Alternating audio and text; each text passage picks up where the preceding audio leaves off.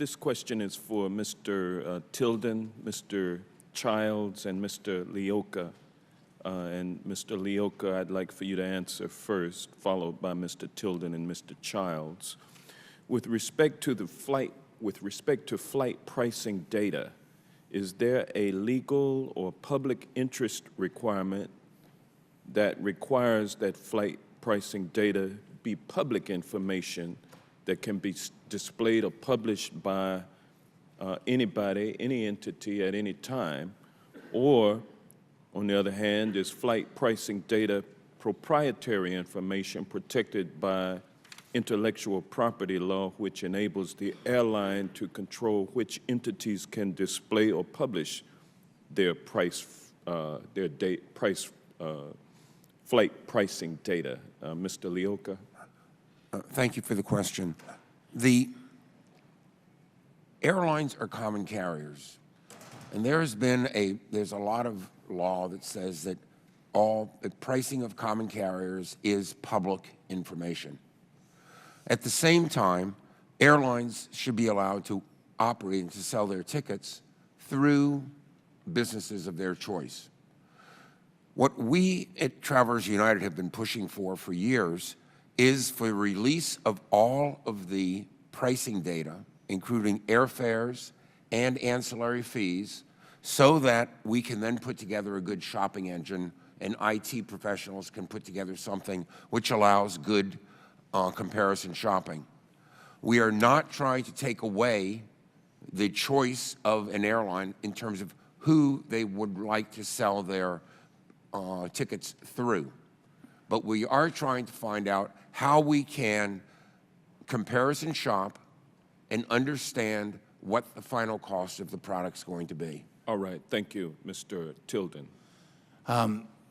So on this subject, when we advertise a fare, Seattle, Los Angeles, for example, we're required to include all the government fees and taxes in those fares as part of the advertised price. And those fees and taxes can be 20 or 25% of the ticket price. So that's done. And if we try to sell that fare over alaskaair.com or through a travel agent or whatever third-party website that might be, those fares are all represented. I think where the industry pulls back is people that are saying you're required to give us extra information on, it might be the charge for a bag or for a fruit and cheese tray, for any ancillary.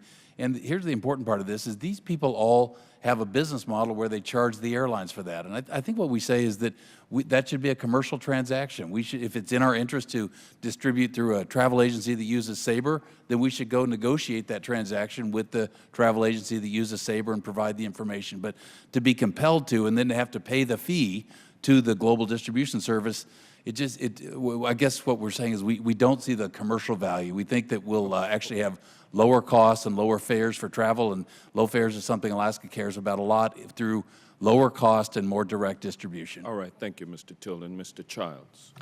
Yes, I'd echo what Mr. Tilden said. We do not, within our business model, in any way distribute any of the sales of the tickets. We don't do any advertising. We don't do any of that. We just make contracts with these the major carriers to fly from point A to point B. So for us, it would be not necessarily part of our business model, or I wouldn't be able to have a good say about it. All right, thank you. Mrs. Nelson, in your written testimony, you mentioned that the United States lags behind other countries in equalizing rest regulations. As you noted, the committee included a provision requiring a 10-hour rest between flight attendants' duty days and fatigue risk management plans in last year's FAA reauthorization. How would these requirements help create equality with other countries on flight attendant rest? Thank you very much for the question. What ICAO has done is set standards that say that the flight deck and the cabin crew should have equalized rest, and has been very prescriptive about that, and was very clear about that in 2009. What changed is when 117 went into place, FAR 117 for the pilots, the minimum rest moved to 10 hours minimum rest. And the flight attendant rest regulations got left behind, even though we had participated in, at the same time, fatigue studies commissioned by Congress that concluded that flight attendants needed more rest in order to avoid fatigue.